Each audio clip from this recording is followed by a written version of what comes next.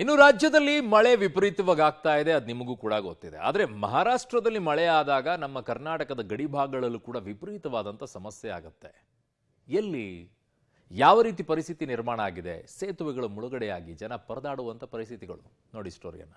ರಾಜ್ಯದಲ್ಲಿ ಮುಂಗಾರು ಮಳೆ ಅಬ್ಬರ, ಮೈದುಂಬಿ ಹರಿತಾ ಇರುವ ನದಿಗಳು, ಸೇತುವೆಗಳು ಮುಳುಗಡೆ, ಸಂಪರ್ಕ ಕಡಿತ. ರಾಜ್ಯದಲ್ಲಿ ಮುಂಗಾರು ಮತ್ತೆ ಚುರುಕು ಪಡ್ಕೊಂಡಿದೆ. ಕಳೆದೊಂದು ವಾರದಿಂದ ಸುರಿತಾ ಇರುವ ಧಾರಾಕಾರ ಮಳೆಗೆ ಹಲವೆಡೆ ನದಿಗಳು, ಹಳ್ಳ ಕೊಳ್ಳಗಳು ಮೈದುಂಬಿ ಹರಿತಾ ಇದೆ. ಹಾಸನ ಜಿಲ್ಲೆಯ ಮಲೆನಾಡು ಭಾಗದಲ್ಲಿ ಮತ್ತು ಕಾವೇರಿ ಜಲಾನಯನ ಪ್ರದೇಶದಲ್ಲಿ ಭಾರಿ ಮಳೆ ಆಗ್ತಿದೆ. ಪರಿಣಾಮ ಕಾವೇರಿ ಮತ್ತು ಉಪನದಿಗಳು ಉಕ್ಕಿ ಹರಿತಾ ಇದೆ. ಕಾವೇರಿ ನದಿಗೆ ಅಡ್ಡಲಾಗಿ ನಿರ್ಮಿಸಿರುವ ಕಟ್ಟೆ ಮೇಲೆ ನೀರು ಹರಿತಿದೆ. ಅರಕಲಗೂಡು ತಾಲೂಕಿನ ಕಟ್ಟೆಪುರ ಬಳಿ ಅಪಾರ ಪ್ರಮಾಣದ ನೀರು ಹರಿತಿದೆ. ಕಾವೇರಿ ಕೊಳ್ಳದ ಭಾಗದಲ್ಲಿ ಭಾರೀ ಮಳೆ ಹಿನ್ನೆಲೆಯಲ್ಲಿ ಹಳೆ ಮೈಸೂರು ಭಾಗದ ಜೀವನಾಡಿ ಕೆಆರ್ಎಸ್ ಡ್ಯಾಂಗೆ ಒಳಹರಿವು ಹೆಚ್ಚಾಗಿದೆ. ಜಲಾಶಯಕ್ಕೆ 76,535 ಕ್ಯೂಸೆಕ್ ಒಳಹರಿವು ಇದ್ದು, ಡ್ಯಾಂನಿಂದ 39,509 ಕ್ಯೂಸೆಕ್ ನೀರನ್ನ ನದಿಗೆ ಬಿಡಲಾಗುತ್ತಿದೆ.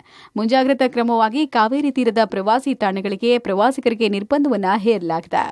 ಇನ್ನು ಮಲೆನಾಡು ಭಾಗದಲ್ಲೂ ನಿರಂತರವಾಗಿ ಮಳೆ ಆಗ್ತಾ ಇದೆ. ತುಂಗಭದ್ರಾ ಜಲಾಶಯಕ್ಕೆ ಒಳಹರಿವು ಹೆಚ್ಚಳಾಗಿದೆ. ಡ್ಯಾಂಗೆ 1,07,500 ಕ್ಯೂಸೆಕ್ ನೀರು ಒಳಹರಿವು ಇದ್ದು, 26 ಕ್ರಸ್ಟ್ ಗೇಟ್ಗಳ ಮೂಲಕ ನದಿಗೆ 1,06,548 ಕ್ಯೂಸೆಕ್ ನೀರನ್ನ ಹರಿಬಿಡಲಾಗುತ್ತಿದೆ. ಅಪಾರ ಪ್ರಮಾಣದ ನೀರು ನದಿಗೆ ಬಿಡ್ತಾ ಇರೋದ್ರಿಂದ ಬಳ್ಳಾರಿ ಜಿಲ್ಲೆಯ ಕಂಪ್ಲಿ ಸೇತುವೆ ಮುಳುಗಡೆಯಾಗಿದೆ. ಸೇತುವೆ ಮುಳುಗಡೆಯಿಂದಾಗಿ ಕಂಪ್ಲಿ ಗಂಗಾವತಿ ಸಂಪರ್ಕ ಕಡಿತವಾಗಿದೆ. ಕಂಪ್ಲಿ ಸೇತುವೆ ಮೇಲೆ ವಾಹನ ಸಂಚಾರ ನಿರ್ಬಂಧಿಸಲಾಗಿದೆ. ನದಿ ತೀರಕ್ಕೆ ಹೋಗದಂತೆ ಜನರಿಗೆ ಎಚ್ಚರಿಕೆ ಸಂದೇಶ ಕೊಡಲಾಗಿದೆ.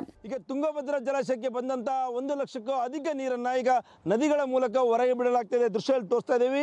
ಈಗ ನಾನು ಕೊಪ್ಪಳ ಜಿಲ್ಲೆಯ ಗಂಗಾವತಿ ತಾಲೂಕಿನ ಚಿಕ್ಕಜಂತ್ಕಲ್ ಮತ್ತು ಕಂಪ್ಲಿಗೆ ಹೋಗುವಂತ ಸೇತುವೆ ಮೇಲೆ ಇದೀವಿ. ದೃಶ್ಯದಲ್ಲಿ ನೋಡ್ತಾ ಇದೀವಿ. ಈಗಾಗಲೇ ಸಂಪೂರ್ಣವಾಗಿ ಸೇತುವೆ ಮೇಲೆ ನೀರು ಹರಿತಾ ಇದೆ. ದೃಶ್ಯದಲ್ಲಿ ನೋಡ್ತಾ ಇದೀವಿ. ಯಾವುದೇ ರೀತಿ ಗಂಗಾವತಿಯಿಂದ ಕಂಪ್ಲಿ ಆಗಿರ್ಬೋದು ಮತ್ತು ವಿಜಯನಗರ ಜಿಲ್ಲೆಗಳಿಗೆ ಯಾವುದೇ ರೀತಿ ಸಂಪರ್ಕ ಕಡಿತ ಆಗಿದೆ. ಈ ಕಾರಣಕ್ಕಾಗಿ ಪ್ರತಿದಿನ ಸಾವಿರಾರು ವಾಹನಗಳಾಗಿರ್ಬೋದು, ವಿದ್ಯಾರ್ಥಿಗಳು ಕಂಪ್ಲಿಯಿಂದ ಗಂಗಾವತಿಗೆ ಬರ್ತಾ ಇದ್ರು. ಇವತ್ತು ಬೆಳಗಿಂದನೇ ನೀರು ಸೇತುವೆ ಮೇಲೆ ಹರಿದು ಬರ್ತಾ ಇರೋ ಕಾರಣಕ್ಕಾಗಿ ಸಂಪೂರ್ಣವಾಗಿ ವಾಹನ ನಿಷೇಧ ಇರಿದೆ ಅಂತ ಹೇಳ್ಬೋದು. ದೃಶ್ಯದಲ್ಲಿ ತೋರಿಸ್ತಾ ಇದೀವಿ. ಅಪಾರ ಪ್ರಮಾಣದ ನೀರು ಈಗಾಗಲೇ ತುಂಗಭದ್ರಾ ಜಲಾಶಯಕ್ಕೆ ಈಗ ನೀರು ಹರಿದು ಬರ್ತಾ ಇರೋ ಹಿನ್ನೆಲೆಯಲ್ಲಿ ಈಗಾಗಲೇ ಇವತ್ತು 75 TMC ತುಂಗಭದ್ರಾ ಜಲಾಶಯದಲ್ಲಿ ನೀರು ಇದೆ. ಅದೇ ಪ್ರಮಾಣದಲ್ಲಿ ಅಂದ್ರೆ ಮಲೆನಾಡಿನ ಭಾಗದಲ್ಲಿ ಸಾಕಷ್ಟು ಮಳೆ ಬೀಳ್ತಿರೋ ಕಾರಣಕ್ಕಾಗಿ ಈಗಾಗಲೇ 1 ಲಕ್ಷ ಕ್ಯೂಸೆಕ್ಸ್ ಇನ್ಫ್ಲೋ ಇದೆ.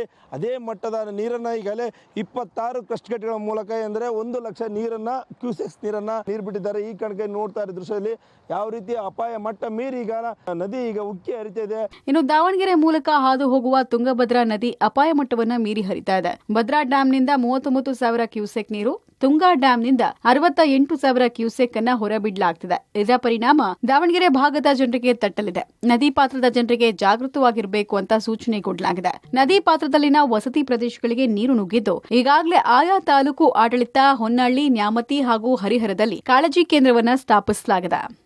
ನಾವು ದೃಶ್ಯಗಳು ನೋಡೋದಾಗಿದ್ದೇನು, ದಾವಣಗೆರೆ ಮೂಲಕ ಹಾದು ಹೋಗುವಂತಹ ತುಂಗಭದ್ರಾ ನದಿ ಅಪಾಯ ಮಟ್ಟ ಮೀರಿ ಹರಿತಾ ಇರುವಂತದ್ದು. ಈಗಾಗಲೇ ನದಿ ಪಾತ್ರಕ್ಕೆ 1,12,000 ಕ್ಯೂಸೆಕ್ಸ್ ನೀರನ್ನು ಕೂಡ ಹೊರಬಿಡಲಾಗಿದೆ. ಯಾಕಂದ್ರೆ ತುಂಗಾ ಹಾಗೂ ಭದ್ರಾ ನದಿಗಳು ಕೂಡ ಭರ್ತಿಯಾಗುವಂತಹ ಮುನ್ಸೂಚನೆಯಲ್ಲಿ ಸಾವಿರಾರು ಕ್ಯೂಸೆಕ್ಸ್ ನೀರಿನಷ್ಟು ಹೊರಬಿಟ್ಟಿರುವಂತದ್ದು. ಈಗ ನದಿ ಪಾತ್ರದಲ್ಲಿರುವಂತಹ ಅಂದ್ರೆ ದಾವಣಗೆರೆ ಮೂಲಕ ಹಾದು ಹೋಗಿರುವಂತಹ ಹಿನ್ನೆಲೆಯಲ್ಲಿ ಹರಿಹರ ಆಗಿರ್ಬೋದು, ಮತ್ತೆ ಹೊನ್ನಳ್ಳಿ, ಹರಪನಹಳ್ಳಿ, ಚೀಲೂರು ಮತ್ತೆ ನ್ಯಾಮತಿ ಈ ಭಾಗಗಳಲ್ಲಿ ಪ್ರವಾಹ ಭೀತಿಯಾಗುವಂತಹ ಹಿನ್ನೆಲೆಯಲ್ಲಿ ಈಗಾಗಲೇ ಜಿಲ್ಲಾಡಳಿತ ಕೂಡ ಒಂದು ಸೂಚನೆ ಕೂಡ ಕೊಟ್ಟಿರುವಂತದ್ದು. ಯಾರು ಕೂಡ ನದಿ ಪಾತ್ರಕ್ಕೆ ಹೋಗಬೇಡಿ, ಜನ ಮತ್ತು ಜಾನುವಾರನ್ನು ಕೂಡ ನದಿ ಪಾತ್ರಕ್ಕೆ ಬಿಡಬೇಡಿ ಎನ್ನುವಂತಹ ನಿಟ್ಟಿನಲ್ಲಿ ಸೂಚನೆಯನ್ನು ಕೂಡ ಕೊಟ್ಟಿರುವಂತಹ ಹಿನ್ನೆಲೆಯಲ್ಲಿ ಸಾಕಷ್ಟು ಒಂದು ಭದ್ರತೆಯನ್ನು ವಹಿಸಿರುವಂತದ್ದು. ಆದ್ರೆ ಹರಿಹರ ರಾಘವೇಂದ್ರ ಮಠ ಬಳಿ ಇರುವಂತಹ ತುಂಗಭದ್ರಾ ನದಿ ನೋಡಲು ಸಾಕಷ್ಟು ಜನರು ಕೂಡ ಆಗಮಿಸಿದ್ದಾರೆ. ಆದ್ರೆ ಯಾವುದೇ ರೀತಿಯಾದಂತಹ ಸೇಫ್ಟಿ ಮೆಜರ್ಮೆಂಟ್ ಇಲ್ಲ ಅನ್ನುವಂತಹ ಒಂದು ಆರೋಪ ಕೂಡ ಕೇಳಿ ಬರ್ತಾ ಇರುವಂತದ್ದು. ಯಾಕಂತ ಹೇಳಿದ್ರೆ ಈಗಾಗಲೇ ಜಿಲ್ಲಾಡಳಿತ ಕೂಡ ಒಂದು ಸೂಚನೆ ಕೂಡ ಕೊಟ್ಟಿದೆ. ಈ ರೀತಿಯಾಗಿ ಪ್ರವಾಹ ಭೀತಿ ಇರುವಂತದ್ದು ಮತ್ತೆ ರಭಸವಾಗಿ ಹರಿಯುವಂತ ನೀರಿನಲ್ಲಿ ಯಾರು ಕೂಡ ಹೋಗಬೇಡಿ, ಮತ್ತೆ ದೂರದಿಂದ ನೋಡಿ ಅನ್ನುವಂತ ಒಂದು ಸೂಚನೆ ಕೂಡ ಕೊಟ್ಟರು ಕೂಡ ಜನರು ನದಿ ಪಾತ್ರ ಹತ್ರಕ್ಕೆ ಹೋಗಿ ನೋಡ್ತಾ ಇರುವಂತದ್ದು. ಇದರಿಂದಾಗಿ ಅಪಾಯವನ್ನು ಕೂಡ ಮೈಗೆ ಎಳ್ಕೊಳ್ಳುವಂತಹ ಕೆಲಸವನ್ನು ಕೂಡ ಮಾಡ್ತಾ ಇರೋದು. ಇನ್ನು ತುಂಗಭದ್ರಾ ನದಿಯ ನೀರಿನ ಮಟ್ಟ ಹೆಚ್ಚಳ ಆದ ಹಿನ್ನೆಲೆಯಲ್ಲಿ ಹರಿಹರದ ಬಳಿ ಇರುವಂತಹ ಇಟ್ಟಿಗೆ ಬಟ್ಟಿಗಳು ಮುಳುಗಡೆಯಾಗಿದೆ. ಇಟ್ಟಿಗೆ ಬಟ್ಟಿ ಮಾಲೀಕರು ಸಂಕಷ್ಟ ಅನುಭವಿಸುವಂತಾಗಿದೆ. ಇಟ್ಟಿಗೆ ಬಟ್ಟಿಗಳನ್ನ ನಂಬಿ ಸಾವಿರಾರು ಕುಟುಂಬಗಳು ಜೀವನ ಸಾಗಿಸ್ತಾ ಇದ್ದು, ಬಟ್ಟಿಗಳಲ್ಲಿ 3 ರಿಂದ 4 ದಿನ ನೀರು ಹೀಗೆ ನಿಂತರೆ ಇಟ್ಟಿಗೆಗಳು ಹಾಳಾಗುವ ಸಾಧ್ಯತೆ ಇದೆ. ಹೀಗಾಗಿ ಇಟ್ಟಿಗೆ ಬಟ್ಟಿ ಮಾಲೀಕರು ಸಂಕಷ್ಟ ಅನುಭವಿಸುವಂತಾಗಿದೆ. ಹರಿಹರದ ಗುತ್ತೂರು ಬಳಿ ಇರುವಂತಹ ಇಟ್ಟಿಗೆ ಬೆಟ್ಟಿಗಳು ಸಂಪೂರ್ಣವಾಗಿ ಜಲವೃತ ಆಗಿರುವಂತದ್ದು ನಾವು ದೃಶ್ಯಗಳು ನೋಡೋದಾಗಿದೆ. ಇಟ್ಟಿಗೆ ಬೆಟ್ಟಿಗಳು ನಂಬಿ ಸಾವಿರಾರು ಕುಟುಂಬಗಳು ಕೂಡ ಇಲ್ಲಿ ಜೀವನ ಕೂಡ ನಡೆಸ್ತಾ ಇರುವಂತದ್ದು. ಮತ್ತೆ ವಿವಿಧ ರಾಜ್ಯಗಳಲ್ಲೂ ಕೂಡ ಇದು ಸರಬರಾಜಾಗುವಂತಹ ಒಂದು ಇಟ್ಟಿಗೆ ಬೆಟ್ಟಿಗಳು ಕೂಡ ಸಂಪೂರ್ಣವಾಗಿ ಜಲವೃತ ಆಗಿರುವಂತದ್ದು. ಈಗಾಗಲೇ ನಷ್ಟವನ್ನು ಕೂಡ ಇಲ್ಲಿನ ಇಟ್ಟಿಗೆ ಬೆಟ್ಟಿ ಮಾಲೀಕರು ಕೂಡ ಅನುಭವಿಸುವಂತ. ಯಾಕಂದ್ರೆ ಲಕ್ಷಾಂತರ ರೂಪಾಯಿ ಬಂಡವಾಳವನ್ನು ಕೂಡ ಹಾಕಿರ್ತಾರೆ. ಅದರಲ್ಲೂ ಪ್ರಮುಖವಾಗಿ ನದಿ ಪಾತ್ರದಲ್ಲೇ ಒಂದು ಮಣ್ಣನ್ನು ತೆಗೆದು ಒಂದು ಇಟ್ಟಿಗೆ ಮಾಡಬೇಕು ಅನ್ನುವಂಥದ್ದು, ಮತ್ತೆ ನದಿ ಪಾತ್ರದಲ್ಲೇ ನೈಸರ್ಗಿಕ ಎಲ್ಲ ಸಂಪನ್ಮೂಲಗಳು ಸಿಗುವಂತ ಹಿನ್ನೆಲೆಯಲ್ಲಿ ಇಟ್ಟಿಗೆ ಬೆಟ್ಟಿಗಳನ್ನು ಕೂಡ ಮಾಡೋದಕ್ಕೆ ಇದೆ ಒಳ್ಳೆ ಸ್ಥಳ ಕೂಡ ಆಗಿದೆ. ಆದ್ರೆ ನದಿ ಪಾತ್ರ ತಗ್ಗು ಪ್ರದೇಶದಲ್ಲಿರುವಂತಹ ಇಟ್ಟಿಗೆ ಬೆಟ್ಟಿಗಳು ಸಂಪೂರ್ಣವಾಗಿ ಜಲಾವೃತ ಆಗಿರುವಂತದ್ದು. ಈಗಾಗಲೇ 1,000ಕ್ಕೂ ಹೆಚ್ಚು ಇಟ್ಟಿಗೆ ಬೆಟ್ಟಿಗಳು ಕೂಡ ಜಲಾವೃತ ಆಗಿದೆ. ಇದೇ ರೀತಿಯಾಗಿ 4 ರಿಂದ 5 ದಿನ ಏನಾದ್ರು ನೀರಿತ್ತು ಅಂತ ಅಂದ್ರೆ ಸಂಪೂರ್ಣವಾಗಿ ಇಟ್ಟಿಗೆಗಳು ಕೂಡ ಹಾಳಾಗ್ತದೆ. ಇದರಿಂದಾಗಿ ಲಕ್ಷಾಂತರ ರೂಪಾಯಿ ನಷ್ಟ ಕೂಡ ಮಾಲೀಕರಿಗಾಗುತ್ತೆ. ಯಾಕಂತ ಹೇಳಿದ್ರೆ ರಾಜ್ಯದ ವಿವಿಧ ಜಿಲ್ಲೆಗಳಿಂದಲೂ ಕೂಡ ಈ ಇಟ್ಟಿಗೆ ಬೆಟ್ಟಿಗಳಿಗೆ ಸಾಕಷ್ಟು ಬೇಡಿಕೆ ಇರುವಂತದ್ದು. ಮತ್ತೆ ಮನೆ ಕಟ್ಟೋದಕ್ಕೆ ಉಪಯೋಗಿಸುವಂತಹ ಇಟ್ಟಿಗೆ ಬೆಟ್ಟಿಗಳು ಸಂಪೂರ್ಣವಾಗಿ ಹಾಳಾಗಿರುವಂತಹ ಹಿನ್ನೆಲೆಯಲ್ಲಿ ಇಟ್ಟಿಗೆ ಬೆಟ್ಟಿ ಮಾಲೀಕರು ಕೂಡ ನಷ್ಟ ಕೂಡ ಆಗ್ತಾ ಇದೆ. ಅದರಲ್ಲೂ ಮಲೆನಾಡು ಭಾಗದಲ್ಲಿ ಸಾಕಷ್ಟು ನಿರಂತರವಾಗಿ ಮಳೆ ಆಗ್ತಾ ಇದೆ. ಇನ್ನಿನ ನೀರಿನ ಮಟ್ಟ ಹೆಚ್ಚಾಗಿತ್ತು ಅಂತ ಅಂದ್ರೆ ಉಳಿದಂತಹ ಇಟ್ಟಿಗೆ ಬೆಟ್ಟಿಗಳು ಕೂಡ ಸಂಪೂರ್ಣವಾಗಿ ಮುಳುಗಡೆ ಆಗುತ್ತೆ, ಮತ್ತೆ ಹಾಳಾಗುವಂತಹ ಸಾಧ್ಯತೆ ಕೂಡ ಇರುವಂತದ್ದು. ಇದರಿಂದಾಗಿ ಮಾಲೀಕರು ಕೂಡ ಸಾಕಷ್ಟು ಒಂದು ಆತಂಕವನ್ನು ವ್ಯಕ್ತಪಡಿಸಿರುವಂತದ್ದು. ರಾಯಚೂರಿನ ಮಸ್ಕಿ ಪಟ್ಟಣದ ಬಳಿ ತುಂಗಭದ್ರಾ ಎಡದಂಡೆ ಮುಖ್ಯ ಕಾಲುವೆಗೆ ತೊಳೆಯೋದಕ್ಕೆ ತಂದಿದ್ದ ಕಾರು ಕಾಲುವೆಗೆ ಉರುಳಿ ಬಿದ್ದಿದೆ. ಟಿಎಲ್ಬಿಸಿ ಕಾಲುವೆ 69ನೇ ಮೈಲ್ ಗೇಟ್ನ ಬಳಿ ಈ ಘಟನೆ ಆಗಿದೆ. ಕಾರಲ್ಲಿ ಯಾರೂ ಇಲ್ಲದ ಹಿನ್ನೆಲೆಯಲ್ಲಿ ದುರಂತವೊಂದು ತಪ್ಪಿದೆ. ಇಳಿಜಾರಲ್ಲಿ ತೊಳೆಯೋದಕ್ಕೆ ನಿಲ್ಲಿಸಿದ್ದ ಎರ್ಟಿಗಾ ಕಾರು ಕಾಲುವೆಗೆ ಉರುಳಿದೆ. ಕಾರು ನಿಲ್ಲಿಸಿ ಚಾಲಕ ಕಾಲುವೆಯಲ್ಲಿ ಸ್ನಾನ ಮಾಡೋಕೆ ತೆರಳಿದ್ದ. ಈ ವೇಳೆ ಘಟನೆ ಆಗಿದ್ದು ಮುಖ್ಯ ಕಾಲುವೆ ಗೇಟ್ಗೆ ಬಡಿದ ಪರಿಣಾಮ ಕಾರಿನ ಗಾಜು ಪುಡಿಪುಡಿಯಾಗಿದೆ. ಮಸ್ಕಿ ತಾಲೂಕಿನ ನಾಗರಬೆಂಚಿ ಗ್ರಾಮದ ವ್ಯಕ್ತಿಗೆ ಸೇರಿದ ಕಾರು ಗೇರ್ ಹ್ಯಾಂಡ್ ಬ್ರೇಕ್ ಹಾಕದೆ ಇಳಿಜಾರ್ನಲ್ಲಿ ಹಾಗೆ ನಿಲ್ಲಿಸಿದ್ರಿಂದ ಕಾಲುವೆಗೆ ಇಳಿದಿದೆ. ಕೊನೆಗೆ ಕ್ರೇನ್ ಮೂಲಕ ಕಾರನ್ನ ಹೊರತೆಗೆಯಲಾಗಿದೆ.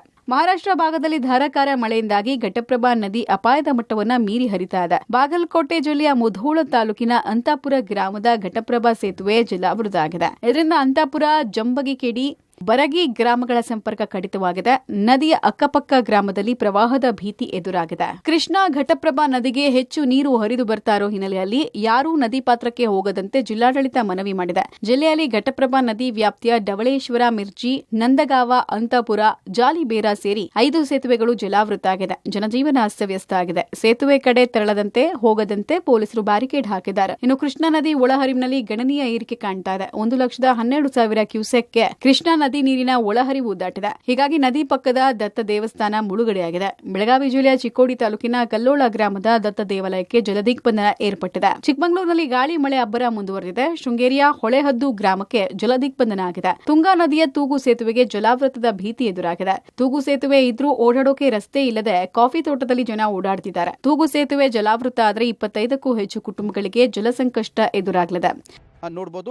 ಇದು ಚಿಕ್ಕಮಗಳೂರು ಜಿಲ್ಲೆ ಶೃಂಗೇರಿ ತಾಲೂಕಿನ ಕೆರೆಕಟ್ಟೆ ಸಮೀಪವರ ನೆಮ್ಮಾರು ಸಮೀಪ ಇರುವಂಥ ಒಂದು ಹೊಳೆಹದ್ದು ಗ್ರಾಮದ ಪರಿಸ್ಥಿತಿ. ನಾವೇನು ಈಗ ತೂಗು ಸೇತುವೆ ನೋಡ್ತಾ ಇದ್ದೀವಿ. ಈ ಒಂದು ತೂಗು ಸೇತುವೆ ಕೂಡ ಸುಮಾರು 15 ವರ್ಷಗಳ ಹಿಂದೆ ನಿರ್ಮಾಣ ಆಗಿರುವಂಥದ್ದು. ಆದರೆ ಕಳೆದ 2-3 ವರ್ಷಗಳಿಂದ ನಿರಂತರವಾಗಿ ಧಾರಾಕಾರ ಮಳೆ ಸುರಿತಿರೋದ್ರಿಂದ ಈ ತೂಗು ಸೇತುವೆ ಕೂಡ ಕಟ್ಟಾಗಿತ್ತು. ಆದರೆ ಕಳೆದ ವರ್ಷ ಅಧಿಕಾರಿಗಳು ತಾತ್ಕಾಲಿಕವಾಗಿ ಇದನ್ನು ರೆಡಿ ಮಾಡಿದ್ದಾರೆ. ಒಂದು ವೇಳೆ ಈ ತೂಗು ಸೇತುವೆ ಏನಾದರೂ ಸಂಪೂರ್ಣವಾಗಿ ಕಟ್ಟಾಗಿ ಬಿದ್ದರೆ ಹೊಳೆಹದ್ದು ಗ್ರಾಮದ 25 ರಿಂದ 30ಕ್ಕೂ ಹೆಚ್ಚು ಮನೆಗಳಿರೋ ಆ ಗ್ರಾಮಕ್ಕೆ ಬೇರೆ ದಾರಿನೇ ಇಲ್ಲ ಅನ್ನಂಗಾಗುತ್ತೆ. ಅವರು ಸುಮಾರು 8 ರಿಂದ 10 ಕಿಲೋಮೀಟರ್ ಸಣ್ಣ ವಸ್ತುವು ಕೂಡ ಮನೆಗೆ ದಿನಬಳಕೆಗೆ ಸಣ್ಣ ವಸ್ತು ಬೇಕು ಅಂದ್ರು ಅವರು 8 ರಿಂದ 10 ಕಿಲೋಮೀಟರ್ ಸುತ್ತಿ ಒಟ್ಟಾರೆ ರಾಜ್ಯದಲ್ಲಿ ಮತ್ತು ಮಹಾರಾಷ್ಟ್ರ ಭಾಗದಲ್ಲಿ ವರುಣಾರ್ಭಟ ಜೋರಾಗಿದ್ದು ನದಿ ಹಳ್ಳ ಕೊಳ್ಳಗಳು ಮೈದುಂಬಿದೆ.